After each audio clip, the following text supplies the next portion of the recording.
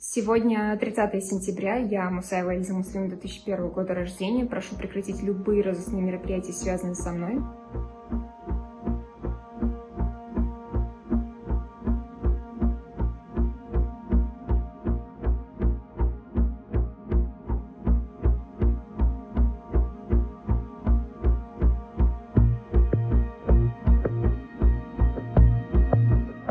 Из дома из-за того, что у меня вселились джинны или что-то из этого разряда. Причина была более весомой, и я думаю, многие люди догадываются, что девочка из отчего дома убегать без весомой на ту причину не будет, а она у меня была. Это касалось вопроса относительно моей жизни и смерти.